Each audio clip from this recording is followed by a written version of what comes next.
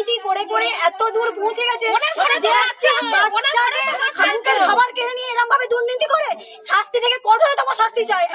এবার সবাই এসে দেখছে যে চাল বস্তা দিয়ে দেখতে চাল ভালো, যে চালটা রান্না দিচ্ছে সে চালটা তো খারাপ আছে, কিন্তু যে চালটা দিচ্ছে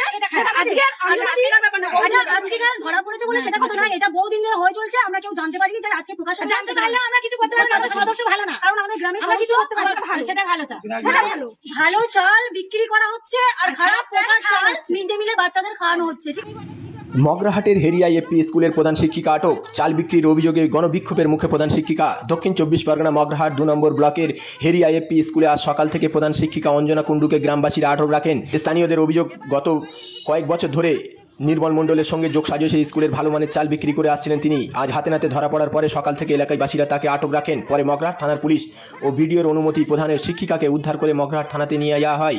স্থানীয় মহিলারা জানায়, দীর্ঘদিন ধরে স্কুলের চাল ও অন্যান্য সরঞ্জামের অনিয়ম চলে আসছে।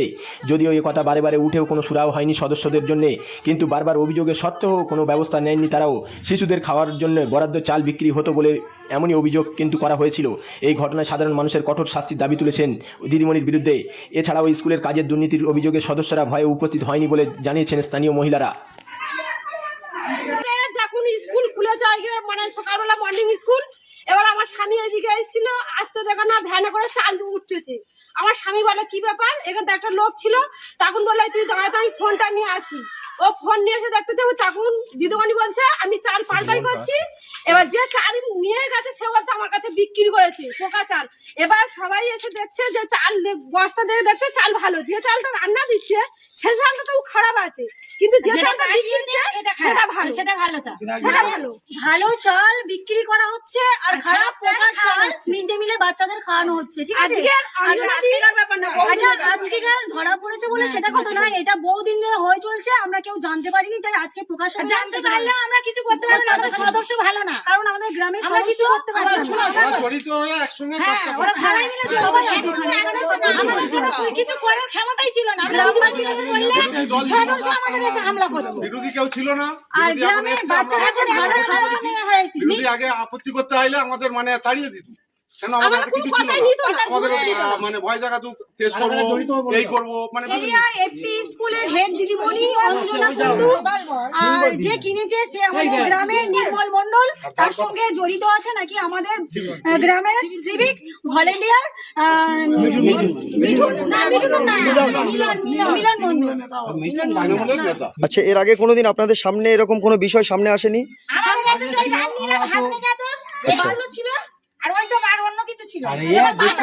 অনেক সদস্য জড়িয়ে আছে, অনেক নেতারাও জড়িয়ে আছে, অনেকেই জড়িয়ে আছে আর ওদের জন্য। আর আমাদের গ্রামে কোনো ভালো কাজে বা কোনো কিছু সুবিধা আমরা কিছু কোনোদিন পাইনি, আর এই কারণেই আর কোনো কিছু ভালো উন্নয়নও হয়নি। আমরা কোনো কিছু বলতে পারি না, আমাদের গ্রামে একটা জিনিস কথা বলতে হলে কথাটা তো রাখতে হয়, সেই কথাটাই রাখে না, তাহলে ওদের কি বলবো।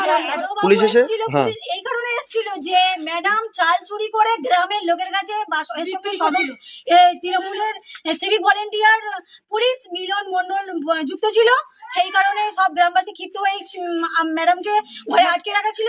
ভিডিও থেকে লোক এসেছিল, তাই জন্য পুলিশ এসে শেষে আমরা বলেছিলাম যে ওনাকে ওইভাবে ছাড়া হবে না, ওনাকে এখান থেকে হাঁটিয়ে নিয়ে যাবে, তাই বড়বাবু এসেছিল, এসে ওনাকে এইভাবে এখান থেকে নিয়ে গেছে।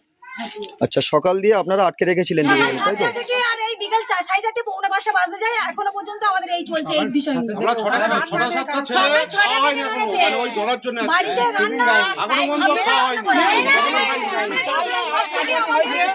সবথেকে আমাদের বড় আপত্তি এটাই যে বাচ্চাদের মুখের খাবার নিয়ে কিভাবে এরকম দুর্নীতি করে করে এত দূর পৌঁছে গেছে যে বাচ্চাদের খাবার কেড়ে নিয়ে এরকম ভাবে দুর্নীতি করে শাস্তি থেকে কঠোরতম শাস্তি চাই। একটা স্কুলের আন্টি হয়ে কি করে এরকম করলো, কি করে এটা করতে পারলো, আবার স্কুলের হেড আন্টি।